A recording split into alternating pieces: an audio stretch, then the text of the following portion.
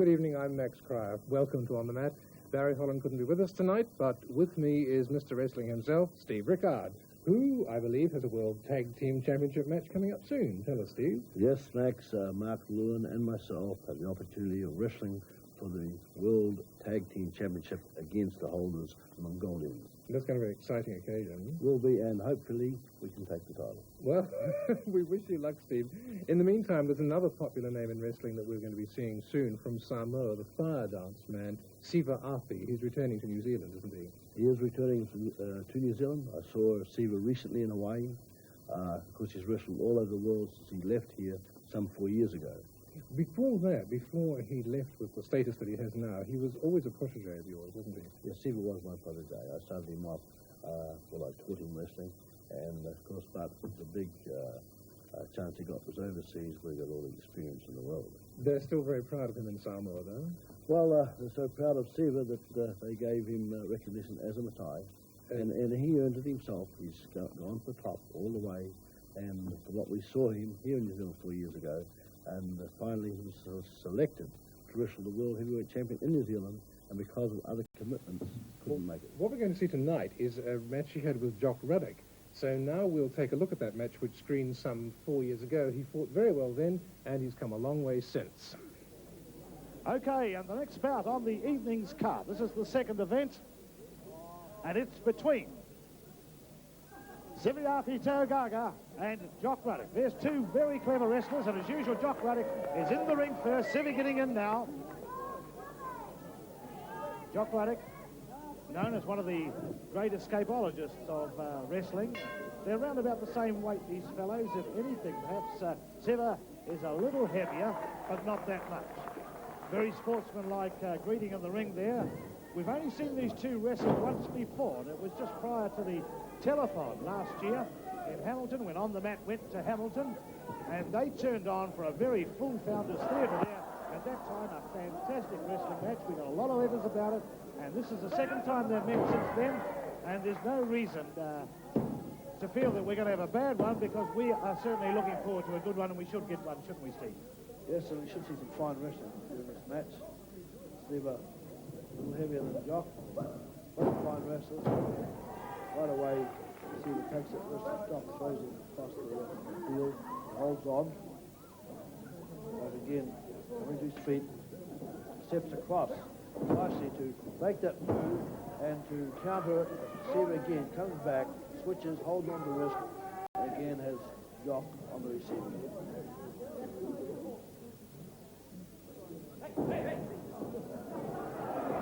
Just a nice counter by Jock as he actually came up and stood on Siva's thigh to step right across the top and come out, counter the move. But again, Siva's in there holding on to that wrist, thinking with a little bit ahead and showing that he can also get down and wrestle the basic style of wrestling with wrestlers such as Jock running.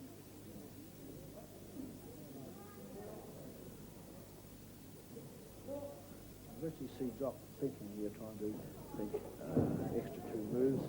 Spins round the ring there and Siva let go. Oh, Siva right on there. Jock came up to his feet, Siva again, ready to take an arm as he was coming in to take him over in an arm drag.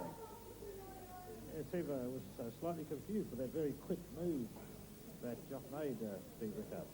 I think he was confused, but he was wise enough to let the move go and then turn around and say, well, I'll catch him as he comes out of this, and he did.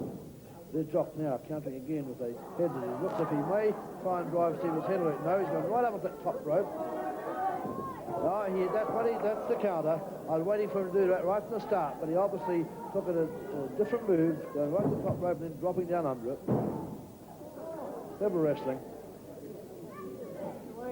Siva feeling the effects of that as Jock came across, holding on for head, spins him over, takes a side headlock, going in for the it's like what we call a bulldog move. He throws his feet on that top rope, and he gains support, pushing himself over to drive Siva to the mat.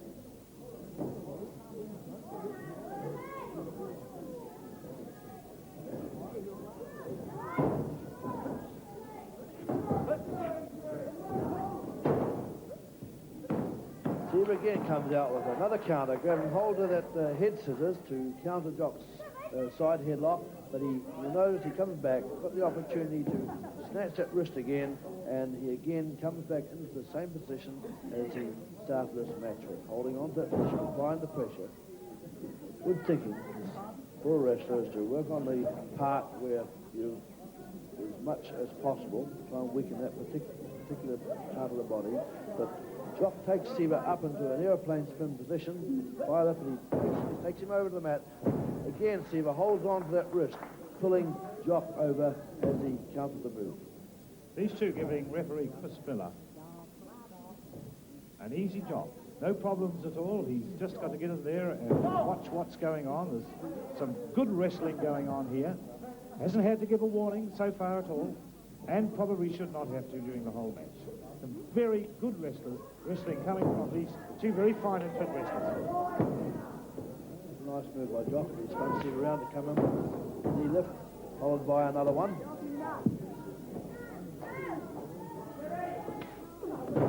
Drop kick by Jock, seldom seen. A very good drop kick, landing on the chest of Seaver Arthy.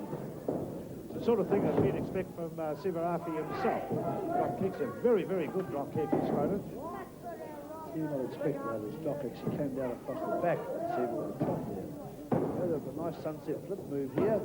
Count of two, and no, Seaver comes up, comes into a bridge over the top of Jock, and there's a count of three, and it's all over. Seaver was just one move ahead of Jock on that.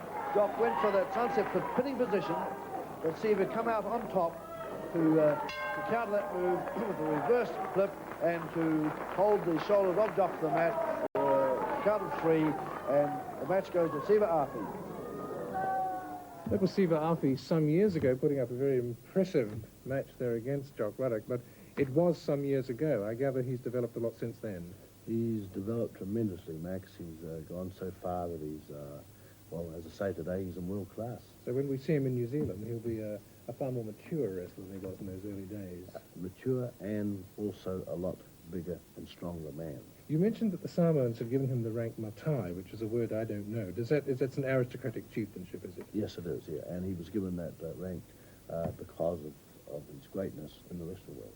Well, we'll be seeing him in New Zealand, and Seaver Arthy wrestled so well the year we just saw that he fought a match with the then world champion Harley Race, and Ernie Leonard and Steve Rickard were there to introduce that one.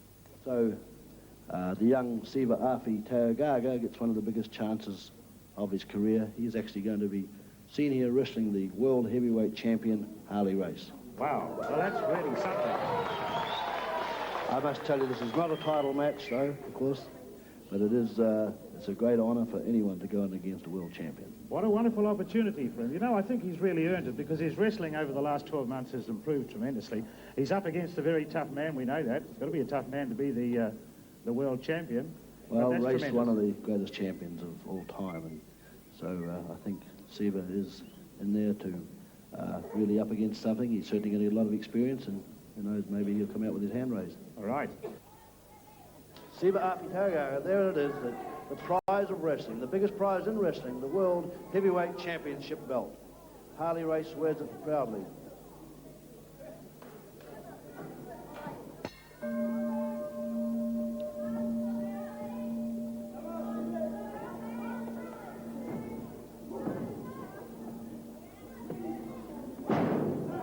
Harley Race, a brilliant moving of the world champion.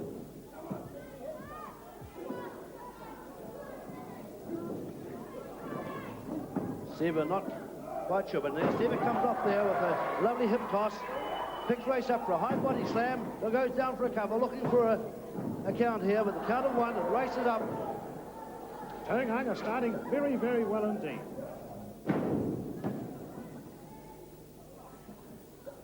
Seaver holding on to that side headlock. Race rolls Tauranga onto his shoulders, looking for a fall.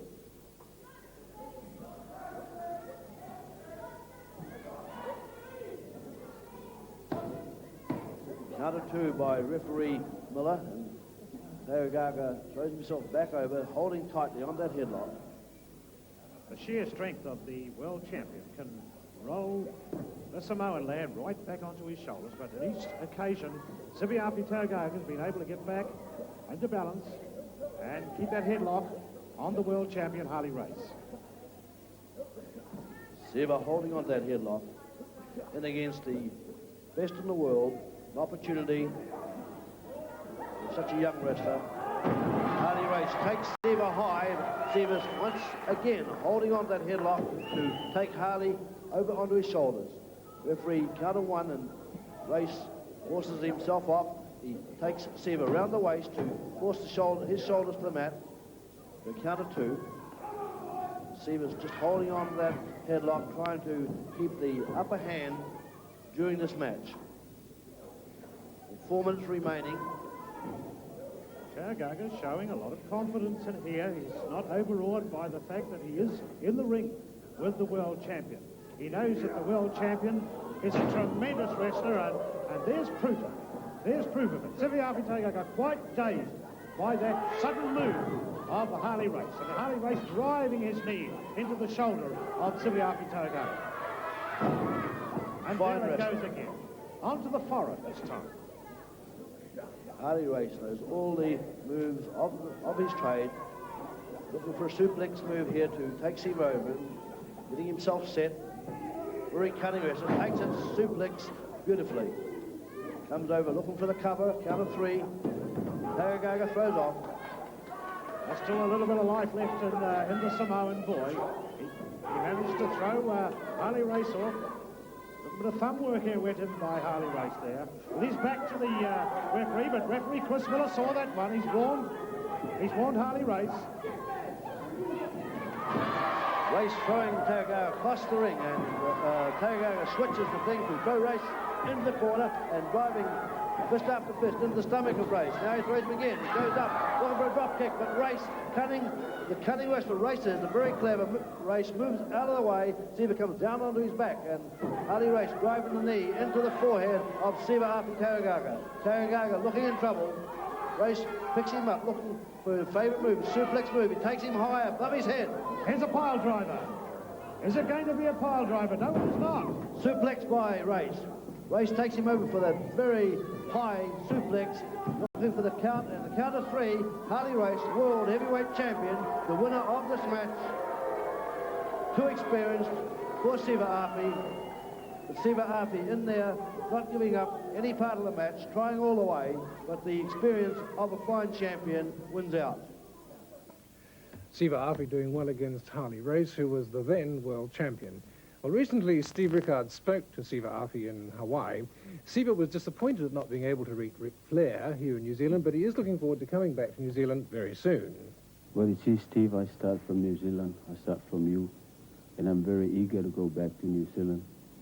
But I turned down something that I always dream about, and I always wanted that one day I come against a world champion. It's my big ambition, like everyone else. Well, that is the shot.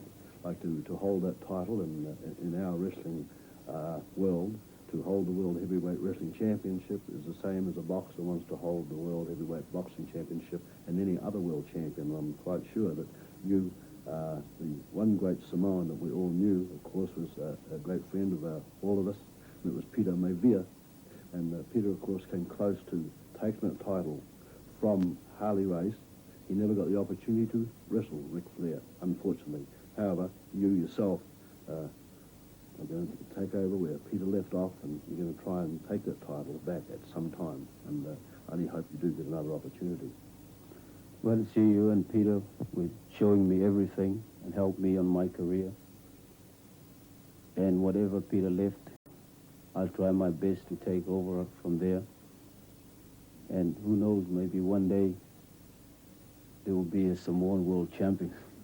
I certainly hope so, Siva, and we look forward to seeing you back in New Zealand. That was Arthy with Steve Rickard in Hawaii. We'll be back after this break, and when we come back, we'll be looking at part of their recent World Championship match between Ric Flair and Mark Leuen. See you then.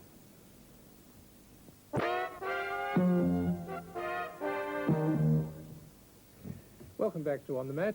A few moments ago, we saw Steve Rickard with Siva Arthy in Hawaii, but Steve, I believe you say that we couldn't see his full development in that short interview, but he's a much bigger man now than he was then. Well, he's a much bigger man, Max, and also, I think, like we saw his match with Harley Race, Siva has since then reversed that decision and defeated Harley Race.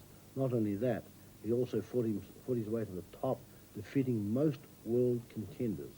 Well, speaking of world contenders, I wasn't able to be present at the championship match between Ric Flair and Mark Leuen, but you were there, were you not?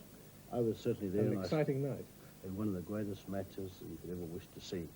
The thing about the match was the controversial ending to the match. The rule over the top rope, which is not applied in New Zealand, but must apply to World Championship Wrestling.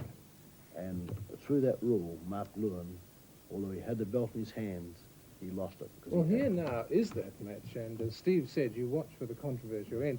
We'll take up the action about midway through the fight. 2 minutes into round 6 in this World Heavyweight Championship match. The world champion Ric Flair outside the ring, the challenger Mark Leuen inside the ring. Mark Leuen right on top of this match. He threw Ric Flair through the ropes. Ric Flair is still outside the ropes. The crowd going absolutely wild. There's been almost a 50-50 support for both wrestlers, but over the last 2 or 3 rounds, the support has switched to Mark Leuen. Very early in the bout, Ric Flair right on top, working on the left leg of Mark Leuen, and I thought at that stage that Mark Leuen wouldn't come back, but he's recovered, he's come back, he has the world champion at his mercy outside the ring, the account being applied to Ric Flair at this stage. Is he going to get back into the ring and complete this match? Mark Leuen raring to go, the crowd with him, there he comes, back onto the apron. Oh, Leuen's put his head right into the corner post, and Ric Flair very, very groggy indeed, still outside the ring. Oh, he's bleeding at the head. He's come back, and my word, he's not happy at all about the treatment that Leuen meted out to them. There they are in the center of the ring now, both punching it. Down goes Flair. Leuen going in, got him by the hair. Flair in bad condition. He's bleeding very, very strongly from the head. You can see the stain on his hair, and Leuen punching that wound of Ric Flair. And it certainly looks as though Ric Flair is in real trouble. At this stage, Ric Flair is 1 fall up in a 3-fall match. He's stunned. Leuen has it in mercy. Here's the sleeper. He has the sleeper on. Will Flair be able to get out of this one?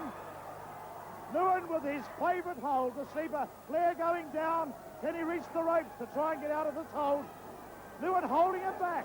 He's reaching for the ropes. He can't quite make it. Leuen holding him back. He can't hold the ropes.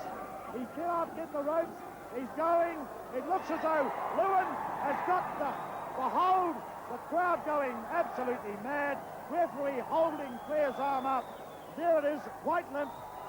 Falls for the bell. There's a fall to Mark Leuen. And so Mark Leuen equalises. Ric Flair 1 fall. Mark Leuen 1 fall in this, the end of the 6th round, in a best of 3 falls World Championship match. The world champion Ric Flair, the challenger Mark Leuen. Well, that's the end of the round. Well, Mark Leuen really has come back very, very well indeed. Here he is. He's bringing Ric Flair out of the sleeper hold with a familiar slap on the back. That's it. Flair looks to be recovering. Yes, indeed, he does. And he thinks he's still wrestling, of course. Didn't hear the bell while he was out. The referee trying to part them, trying to get him back in his corner. So Ric Flair bleeding rather heavily from the head. Oh, Mark Leuen's hit him. This is between rounds. He's been warned. He must hold off until the start of the 7th round. Well, he's kicked him on the head. This is not like Mark Leuen. Mark Leuen is known to us as a sporting wrestler. There goes the bell for round 7. Round 7, and Mark Leuen really on top. And Ric Flair, with all the experience that he has made him world champion, whipping the feet out, whipping the feet of Mark Leuen out from underneath him, and now giving Mark Leuen a bit of a treatment. But Mark Leuen coming back. There he goes. Onto the ropes. Here we over the sleeper again. Crowd going absolutely wild. Oh! Well, Ric Flair came in with a hard elbow to the midsection of Mark Leuen, and Mark Leuen really felt that. It's given Ric Flair a little bit of time coming to his feet now, because my word, he looked as though he was going to get the sleeper again, and it wouldn't have taken too much to put Ric Flair out, but there it is, a timely elbow to the midriff of Mark Leuen has given him time to recover. They're both pretty groggy. They're in round 7, both pretty groggy. Oh! Well, that was a sneaky one from Mark Leuen. Very sneaky one. Oh, and Flair thrown a punch which missed by miles, and Leuen retaliated with a short right to the jaw. And down goes Flair again. Well, I wonder just how much punishment Flair can take. Oh, he's tried an eye rake, and my word, he's got him too. Oh, over the top.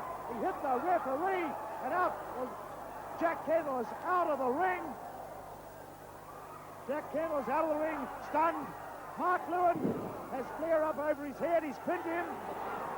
There's no referee in there to count. No referee in there to count. Leuen looking over the ropes, coming back to Flair, chopping him on the head. Flair chops him to the eyes. Both two very tired men. Oh, and Flair's out. Flair's out of the ring.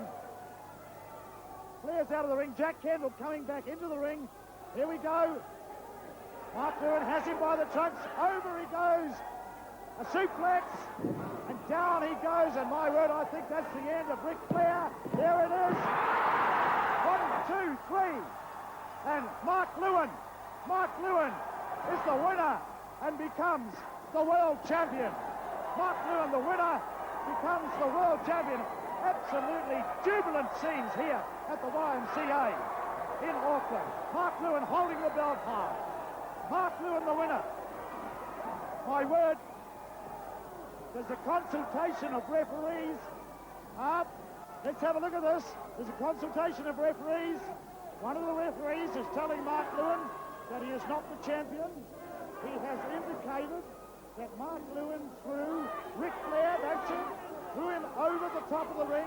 Those are the championship rules. He threw him over the top rope, and so he has been disqualified. There's the announcement. Scenes of confusion here. Mark Leuen has been disqualified.